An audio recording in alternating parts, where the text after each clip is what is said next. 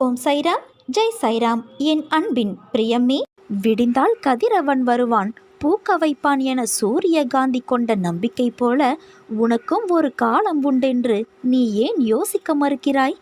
ஒன்றை மட்டும் மறக்காதே, முயலா ஜீவனை இயற்கையும் கால வெள்ளத்தில் அழித்துவிடும். முதுகெலும்பில்லா மலர்கொடி கூட கம்பை பற்றி வளரும்போது உனக்கென்ன? விண்ணுக்கு குறிவை. உன் முயற்சியால் சில விண்மீன் கூட வந்து விழலாம் உந்தன் காலடியில். முயற்சி செய், வெற்றி நிச்சயம். மனித உடம்பில் உள்ள ஒரு உறுப்பை வைத்து ஒருவரின் பண்பை எடை போட முடியும் என்றால் அது நாக்குதான். நாவின் வன்மையால் இவ்வுலகத்தில் வாழ்ந்தோரும் உண்டு, வீழ்ந்தோரும் உண்டு. நாக்கை நமது கட்டுப்பாட்டுக்குள் எப்பொழுதும் வைத்திருக்க வேண்டியது மிக அவசியமாகும். தேவையற்ற பேச்சை எப்போதும் யாரிடமும் பேசாமல் இருப்பது நல்லது. பேசும்போது நன்றாக சிந்தனை செய்து பேசினால் நன்மையே விளையும். யாரிடமும் அவர் மனம் புண்படும்படி பேசக்கூடாது. அவ்வாறு பேசினால் அதற்கான துன்பம் வந்து சேரும்.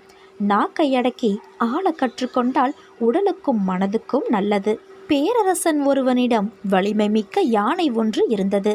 போர்க்களம் செல்லும் போதெல்லாம் அதன் உடல் முழுவதும் வாட்கள் நிறைந்த கவசங்களால் மூடப்பட்டிருக்கும்.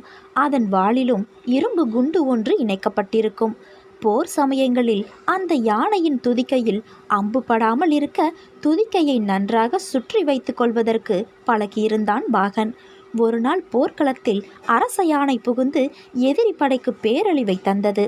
அதன் அங்கங்களில் பொருத்தப்பட்டிருந்த ஆயுதங்களில் ஒன்று கீழே விழுந்ததும் அதை எடுக்க அதுவரை வளைத்து வைத்து இருந்த துதிக்கையை நீட்டியது யானை. இதை கண்ட பாகன் துதிக்கையின் மீது எதிரிகள் ஈட்டியை எறிவதற்குள் விரைவாக களத்திலிருந்து அந்த யானையை வெளியேற்றி கொண்டு வந்தான். அரண்மனையில் அரசனை சந்தித்த பாகன், அரசே, நேற்றைய போரில் நமது யானை போர்க்களத்தில் சுருட்டி வைத்திருந்த தனது துதிக்கையை வெளியே நீட்டிவிட்டது.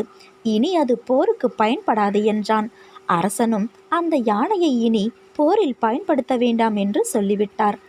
மனிதர்கள் தங்கள் நாவை அடக்கும் வரையில்தான் நன்மை அடைவார்கள். துதிக்கையை சுருட்டி வைக்கும் வரைதான் யானைக்கு பாதுகாப்பு இருக்கும். தேவையில்லாத இடங்களில் துதிக்கையை சுருட்டி வைத்து கொள்ளும் யானையைப் போல அவசியமில்லாத இடங்களில் தங்களது நாவை கட்டுப்படுத்த வேண்டும். நாக்கின் நீளம் 3 அங்குலம்தான். ஆனால் அது 6 அடி மனிதனையும் கொன்றுவிடும். வெறுப்பிலும் கோபத்திலும் மகிழ்ச்சியிலும் கூட வார்த்தைகளை நாம் அளந்து பேச வேண்டும். அது நமக்கு திரும்பி வரும்போது எல்லாமே மாறிவிடும். தோல்விகள் சூழ்ந்தாலும் இருளை விளக்கும் கதிரவன் போல அதனை நீக்கி அடுத்தடுத்த வெற்றி படியில் காலடி எடுத்து வை. முடியும் வரை அல்ல, உன் இலக்கினை அடையும் வரை. உன் மனதில் ஓடும் எல்லா எண்ணங்களையும் ஆசைகளையும் கனவுகளையும் நான் அறிவேன். எதிர்காலத்தின் வாழ்க்கை எப்படி இருக்க வேண்டும் என்ற கனவுகளை அழகாக உன் மனதில் கோட்டை கட்டி வைத்துள்ளாய். அந்த மாளிகையில் உள்ள அனைத்து உறவுகளும் எப்படி இருக்க வேண்டும் என்ற உன் எதிர்பார்ப்புகளும் அவர்கள் இன்னும் உனக்கு சொந்த உறவுகள் ஆகவில்லை. ஆனால் அவர்களை எப்படி பார்த்து கொள்ள வேண்டும் என்பது உன் மனதின் எண்ணத்தை நான் உணர்கின்றேன். உன் வாழ்க்கை அழகான எதிர்காலத்துடன் போர்க்காலமாகத்தான் இருக்கப் போகிறது. நீ எதற்கும் பயப்பட தேவையில்லை. உனக்கு நீ நினைத்தது போன்ற வாழ்க்கை கிடைக்கும். ஆனால் வாழ்க்கை கஷ்டங்கள் இல்லாமல் எப்படி இருக்கும்? பகல் இரவு என இருப்பது போல இன்பம் துன்பம் என்ற பக்கங்கள் உண்டு என்ற யதார்த்தமான உலகியல் நியாயங்களை நீ ஏன் உணர மறுக்கின்றாய்? ஒன்றை பெற சில போராட்டங்களை தாண்டித்தான் வர வேண்டும். வாழ்க்கையில் நிம்மதியான சந்தோஷமான சூழ்நிலைகள் அமைய சில மேடுகள் இருக்கத்தான் செய்யும். அதை தாண்டி மனம் தளராது உழைத்து அதற்கான தகுதியை நீ வளர்த்து கொண்டால் நிச்சயம் நீ வெற்றி பெற்று ஜெயிப்பாய். காகிதத்தின் பக்கங்கள் காற்றில் பறந்தால் பிடித்து விடலாம். தண்ணீரில் விழுந்தால் அதை உலர வைத்து பயன்படுத்தி விடலாம். இதுவே நெருப்பில் விழுந்தால் என்ன ஆகும்? அதைத்தான் நான் உனக்கு அறிவுரையாக கூறுகிறேன். நிகழ்கால வாழ்வு என்பது மிகவும் முக்கியம். எதிர்காலம் நல்லதாய் அமைய வேண்டுமென்றால் நான் கூறுவதை காதில் வாங்கி கொண்டு உன் புத்தியிலும் மனதிலும் அதை பதித்து அந்த இடத்தில் அமர்த்திவிடு. அதன் பிறகு உன் நிகழ்காலத்தை நீ உணர்ந்து வாழ்வாய்.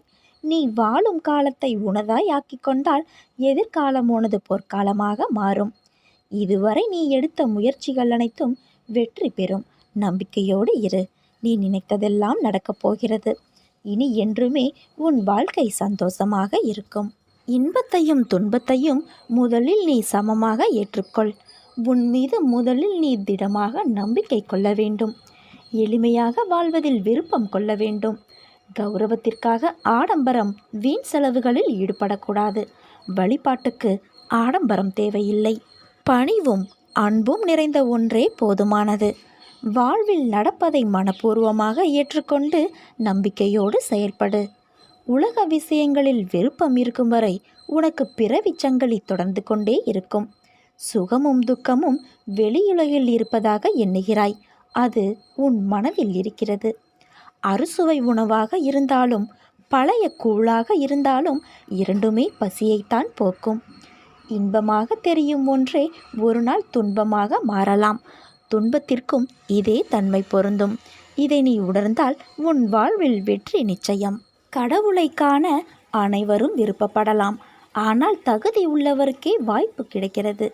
கடவுளை தியானிப்பதால் எண்ணம், சொல், செயல் மூன்றும் தூய்மை பெறும். சுயநலத்துடன் வாழ்வது பாவம். தனக்கும் பிறருக்கும் பயனுள்ளவராக வாழ வேண்டும். பிறருடைய துன்பத்தில் இன்பம் காண்பதும் பாவம். பிறர் துன்பம் போக்க உதவுவது பெரும் புண்ணியம். இனிய சொற்களால் மற்றவர்களை மகிழ்விக்க அறியாதவர்கள் மௌனமாக இருப்பதே சிறந்தது. சொல்லாலும் செயலாலும் பிறருக்கு நன்மையை மட்டுமே செய்ய வேண்டும் என்று நீ பின்பற்று. நீ எடுக்கும் எல்லா முயற்சிகளிலும் உனக்கு வெற்றி கிடைக்கும். நீ நிச்சயம் முன்னேறுவாய். உன் மனதில் எதிர்காலத்தை பற்றிய பயம் இருந்தால் அதை தூக்கி எறிந்துவிடு. உன் சாயப்பா நான் இருக்கிறேன். முக்கிய நபர்களை பார்ப்பாய். முக்கிய கடிதங்கள் வரும். நெடுநாட்களாக தடைப்பட்டிருந்த வேலை உடனே முடியும். ஆனால் நீ உன் வேலையை ஒரு நாளுக்குள் முடிக்க வேண்டும். கால அவகாசம் மிக குறைவாக உள்ளது. வேலையில் இடையூறுகள் நிறைய வரலாம். ஆனால் கவலை வேண்டாம். உனக்கு பண உதவி எந்த வடிவிலாவது நிச்சயம் கிடைக்கும். உன்னுடைய கடந்த காலத்தை பற்றியோ உன் தற்போதைய நிலையை பற்றியோ சிறிதும் கவலை கொள்ளாதே. காலங்கள் மாறும். நான் மாற்றுவேன். வாழ்வில் நீ நினைத்து பார்க்காத வளமான வாழ்வை வாழப்போகிறாய் குழந்தையே. நீ கடக்கும் பாதைகள் யாவும் உன் வாழ்வை மேன்மைப்படுத்தவே. உன்னோடு நான் என்றும் இருப்பேன். உனக்கு வழித்துணையாக இருப்பேன். வாழ்வில் இதற்கு மேலும் நல்ல நிலைமைகள் உள்ளது. இன்னும் பல அற்புதங்களை உன் வாழ்வில் நீ காணத்தான் போகின்றாய். பல அற்புதங்கள் உன் வாழ்வில் நடக்கத்தான் போகின்றன. இப்போது இருக்கும் எதுவும் நிரந்தரமல்ல. என்னை வழிபட ஆரம்பித்து எத்தனை நல்ல வினைகளை நீ செய்துள்ளாய்.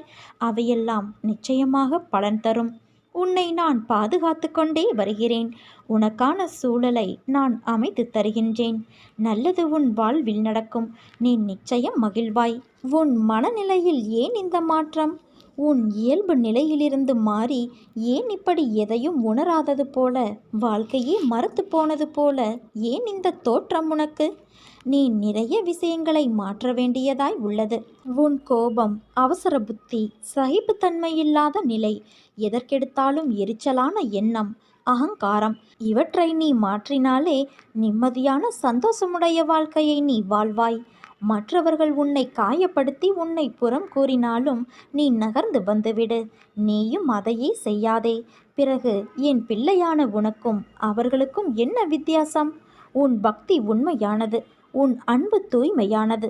அதில் எந்த குறையும் காண முடியாது. நடக்கின்ற மாயையும் கர்மாவும் தான் உன் நிலையை தாழ்த்த செய்கிறது குழந்தையே.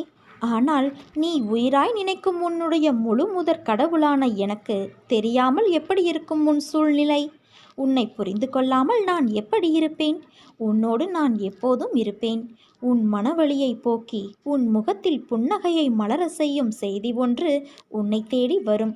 இந்த நொடியை என்னிடம் ஒப்படைத்துவிட்டு மகிழ்ச்சியாக இரு. நான் கொடுக்க போகும் இன்பத்தை ஏற்றுக்கொள்ள தயாராக இரு. இனிய நிகழ்வுகள் இனி உன் இல்லத்தில் நடக்கும். என்னுடைய பிள்ளைகளான நீங்கள் கவலைப்படும்போது அதை நிவர்த்தி செய்வது என் கடமை. பொறுத்திருந்து இனி நடக்கப் போவதை பார். நான் உனக்காக புன்னகைத்து கொண்டு காத்திருக்கிறேன் குழந்தையே. வாழ்க்கையில் நீ உயர்ந்த நிலைக்கு வரப்போகிறாய். என் தங்கமே, உன் வாழ்க்கையை கடந்து செல்ல நிறைய பாடங்களை நீ பயில வேண்டும். ஆனால் ஒன்றை மட்டும் நினைவில் கொள். உன் கஷ்டங்கள் தீரும் நேரம் வந்து விட்டது. என் அருளும் அன்பும் ஆசிர்வாதமும் உனக்கு கிடைக்கும் நேரமும் வந்துவிட்டது. இன்னும் கொஞ்சம் மட்டும் பொறுமை காத்துக்கொள். முதலில் வாழ்க்கையை நினைத்து பயப்படுவதை நிறுத்து. பயம் புத்தியை மழுங்க வைத்துவிடும். அந்த பயம் மனதில் எதிர்மறை எண்ணங்களை உருவாக்கும். அதனால் எதற்காகவும் பயப்படாதே. நம்பிக்கையோடும் பொறுமையோடும் உன் கடமைகளை நீ செய். நிச்சயம் உன்னுடைய இந்த நிலை மாறி நீ வெற்றி பெறுவாய் குழந்தையே. இனி உன் வாழ்வில் மோசமான நேரங்கள் நீடிக்காது. உன்னுடைய மகிழ்ச்சி திரும்பி வரப்போகிறது. நீ நம்பிக்கையோடு இரு, நல்லதே நடக்கும். எக்காரணம் கொண்டும் நீ என்னை நிராகரித்து விடாதே குழந்தையே.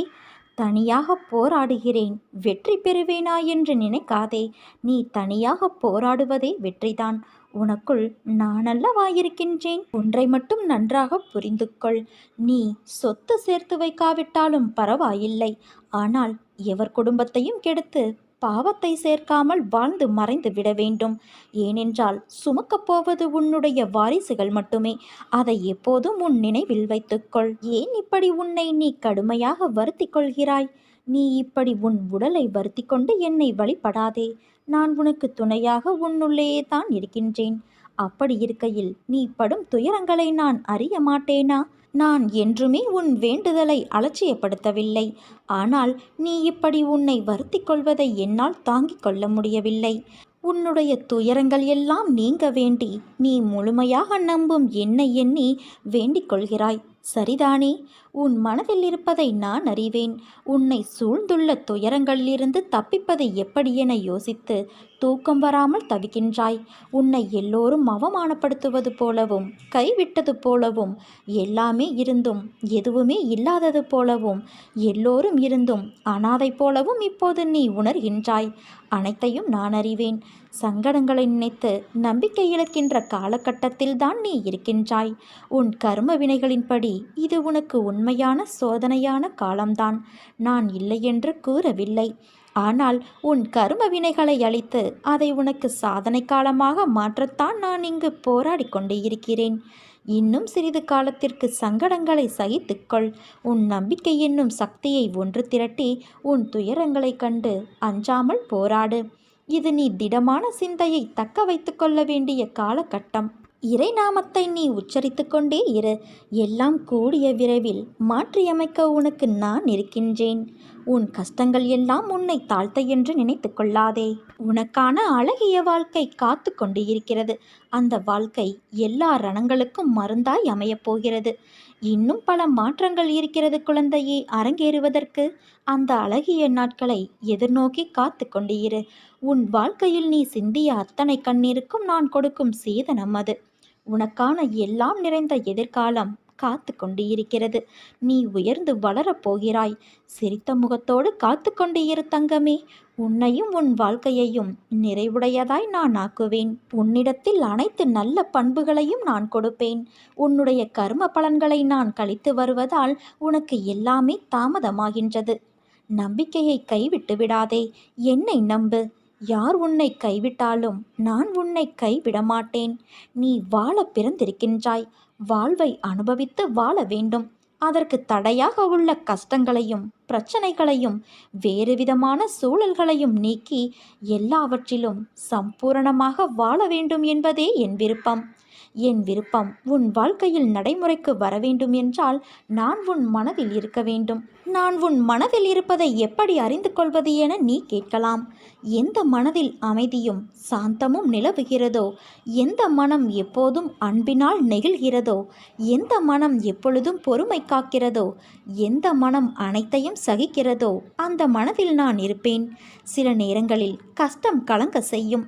வேதனை திகைக்க வைக்கும். பிரச்சனைகள் மூழ்கடிப்பது போல தெரியும். ஆனால் திகைக்கக்கூடாது.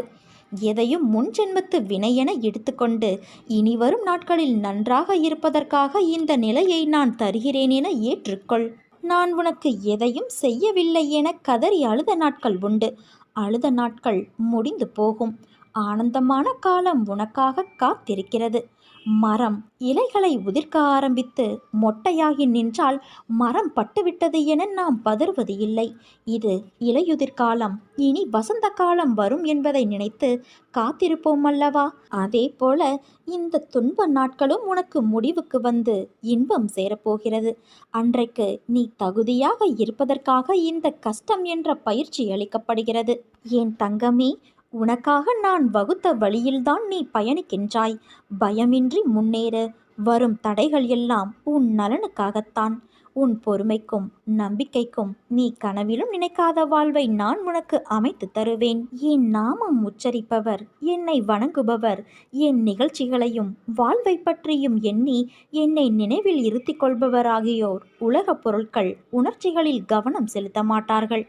என் அடியவர்களை சாவின் வாயிலிருந்தும் நான் இழுத்து விடுவேன். உன் வாழ்வில் நிகழ்ந்தவை இனி உன் வாழ்வில் நிகழும் அனைத்து செயல்களுக்கும் நானே பொறுப்பாவேன். உன் கடமைகளில் மட்டும் கவனம் செலுத்து. கனவிலும் நீ நினைக்காத வாழ்வை நான் உனக்கு அமைத்து தருவேன் குழந்தையே. வாழ்வின் கடைசி வரை நினைத்து அன்பு செலுத்தி இறுக்கமாக பிடித்து கொள்ள வேண்டிய ஒரே உறவு நான் உன் முருகன் மட்டும்தான். எப்போதும் உன்னை விட்டு போகாத, எப்போதும் உன்னை விட்டு கொடுக்காத உறவும் நான்தான். உன் வாழ்வில் முக்கியமான உறவு என்றால் அது உன் தந்தை முருகன் நான். நீ கண்ணீர் விடும்போதெல்லாம் என்னை நினைவில் கொள். நான் உன் பக்கத்தில் உனக்கு துணையாக என்றுமே இருப்பேன். கற்பனைக்கும் எட்டாத கவலைகள் எல்லாம் உனக்கு எதற்கு என் தங்கமே? எதிர்கால பயம் என்பதே வேண்டாம். இன்றைய நாளை நிம்மதியோடு வாழ பழகிக்கொள்.